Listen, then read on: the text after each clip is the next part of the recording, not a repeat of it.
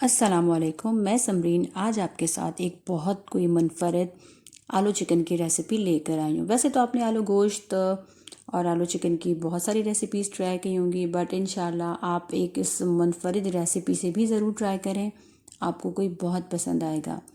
और इसका टेस्ट और इसकी रेसिपी बहुत कोई लाजवाब है, बहुत डिफरेंट है। आप जब बनाएंगे खाएंगे, सर्दी हो या गर्मी, आलू चिकन का शोरबा बच्चों को तो बहुत ही पसंद आता है, और स्पेशली बॉयल्ड राइस के साथ इसका अपना एक अलग ही टेस्ट होता है जो बहुत लाजवाब बनता है। बस कुछ ट्रिक एंड टिप्स होती हैं जिनको आपने वक्त पे फॉलो करना होता है, तो उससे आपका सालन हो, सब्ज़ी हो या कोई स्वीट डिश हो, अगर आप उन सब चीज़ों को वक्त पे फॉलो करें तो वो बहुत अच्छी बन जाती हैं। और टिप्स को ज़रूर फॉलो किया करें। तो चलिए चलते हैं अपनी रेसिपी की तरफ। सबसे पहले मैंने हाफ़ के जी चिकन लिया है, जिसको मैंने अच्छे से वॉश करके इसके पानी को बिल्कुल ड्रेन कर लिया है, और 4 मीडियम साइज़ के आलू लिए हैं और इनको इस शेप में मैंने कट कर लिया है और उसको भी अच्छे से धो लिया है। और उसके बाद है ये हरा धनिया। हरा धनिया मैंने आपको पहले भी मेंशन किया कि मैं हरा धनिया ज़्यादा इस्तेमाल करती हूँ, मुझे पसंद है, तो मैंने हरा धनिया ज़्यादा लिया क्योंकि मैंने इसको इन बिटवीन भी यूज़ करना है, गार्निशिंग में भी यूज़ करना है। अदरक लहसुन का पेस्ट है, 1 चम्मच अदरक है, 1 चम्मच लहसुन है पिसा हुआ, और ये अदरक है जिसको मैंने बिल्कुल जूलियन कट कर लिया है। हाफ इंच का टुकड़ा था ये कश्मीरी लाल मिर्च का पाउडर है जो मैंने हाफ़ टी स्पून यूज़ किया है, क्योंकि हमने इसमें और आगे भी स्पाइसेस यूज़ करने हैं, तो मैंने हाफ़ टी स्पून लिया है, टेबल स्पून लिया है, सॉरी, कश्मीरी लाल मिर्च। और ये मैंने लिया है पिसा धनिया, 1.5 टेबल स्पून।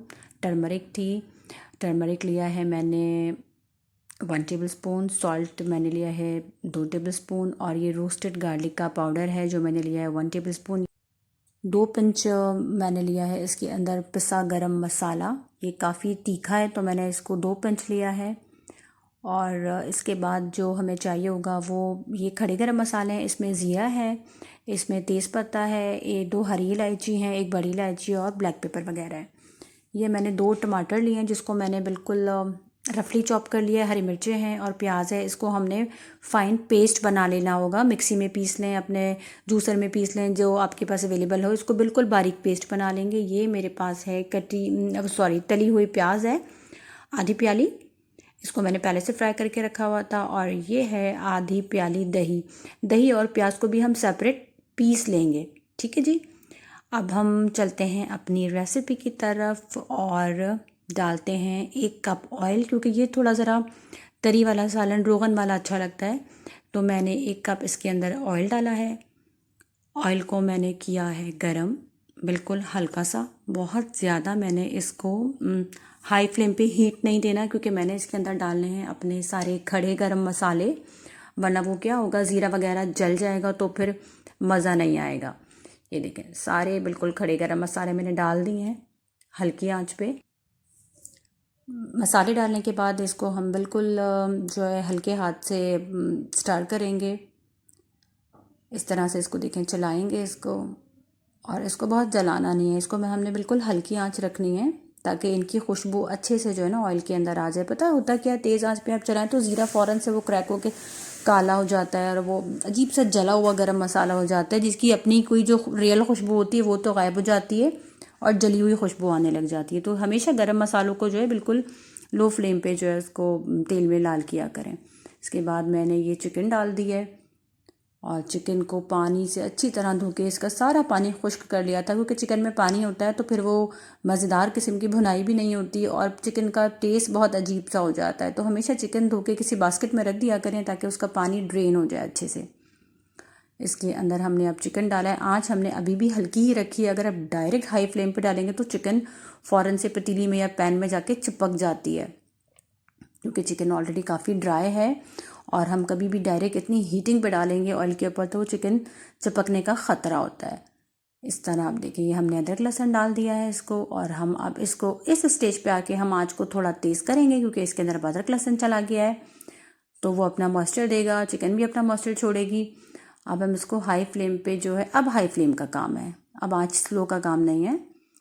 इस तरह से भूनेंगे हम इसको अदरक लहसुन के साथ और सारे गरम मसालों के साथ इसको हमने अच्छे से भूनना है। आँच को हमने तेज़ कर लिया है क्योंकि चिकन बहुत ही बेचारी नाजुक होती है जो जल्दी से पक जाती है, तो इसको तो कोई ज़्यादा टाइम देना ही नहीं होता ना। ये तो फ़ौरन से पकने वाली चीज़ होती है। बस आप किचन में जाओ और सालन रेडी करके फ़ौरन से बस बाहर आ जाओ ना। और होना ये चाहिए, आप किचन में जाएं तो बस खाना बना के ही आए ना बाहर।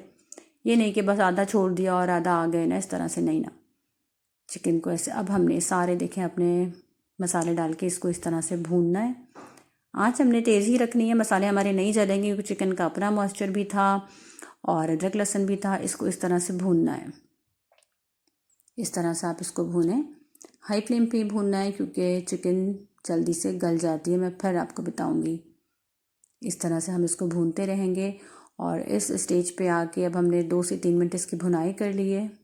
तो अब हमने डालना होगा इसके बाद इसके अंदर जो हमने अदरक लहसुन और हरी मिर्चों का पेस्ट बनाया था, उसको डाल के हम इसके साथ भूनेंगे बहुत अच्छी तरह से। ये हमने अदरक लहसुन प्याज और टमाटर का पेस्ट भी इसके अंदर ऐड कर दिया है और आँच को हमने तेज़ रखना है क्योंकि हमने करनी है चिकन की ठीक ठाक भुनाई।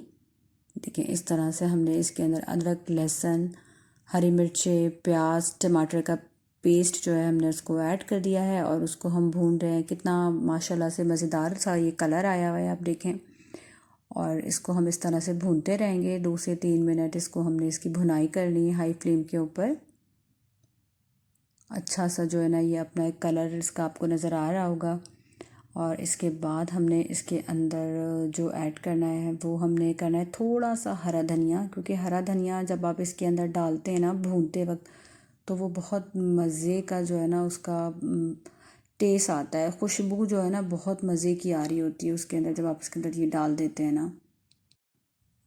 हरा धनिया ऐड करते ही मैंने उससे पहले वो जो जूलियन कट अदरक थी वो भी डाल दी थी। और ये देखिए दही और प्याज का जो पेस्ट मैंने बनाया हुआ था बारीक, वो भी मैंने इस पे डाल दिया है।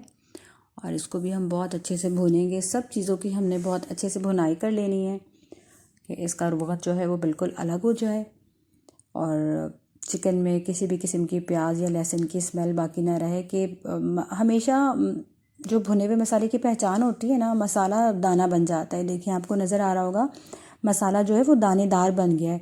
मैंने कहा ना कुछ चीज़ें ऐसी होती हैं जिन टिप्स को आप फॉलो करें ना, जैसे धनिया आपने बिल्कुल 2 से 3 चुटकी इसमें डाला है भूनते वक्त, और अदरक तो बहुत अच्छा वो टेस्ट देगा, बहुत ही मज़ेदार खुशबू देगा अगर आप भूनते हुए थोड़ा सा हरा धनिया सब्ज़ी या सालन में कभी ऐड करेंगे। ये अच्छे से भुन गया है। सालन का दाना बिल्कुल, मसाले जो हैं वो रोगन से अलग हो गए हैं, बिल्कुल दाना बन गया है मसाले का। अब हमने देख लिया जी कि अच्छे से भुन गया है। तो इसके बाद हमने जो इसके अंदर ऐड करना होगा वो हमने जो अपने पोटैटो कट करके रखे हुए थे उसको हम पानी से निकाल लेंगे। उसका सारा पानी हम फेंक देंगे और फिर हम इसके अंदर आलूओं को ऐड करेंगे और फिर जितना हमें शोरबा चाहिए होगा उसके साथ हम फिर इसके अंदर शोरबा बनाएंगे।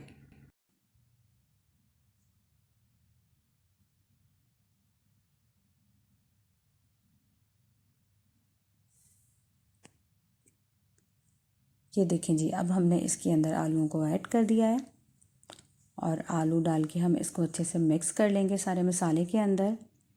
और मैं इसके अंदर 3 कप के करीब पानी ऐड करूँगी। सबको अपने घर की चीज़ों का आइडिया होता है कि हम कोई बॉटल यूज़ करते हैं, कोई ग्लास यूज़ करते हैं, कोई कप यूज़ करते हैं, लेकिन मैं आपको साइज़ बता देती हूँ कि मैंने 1 कप ऑयल लिया है या मैंने 3 कप पानी डाला है। आलूओं को हम डाल के अच्छे से भून लेंगे।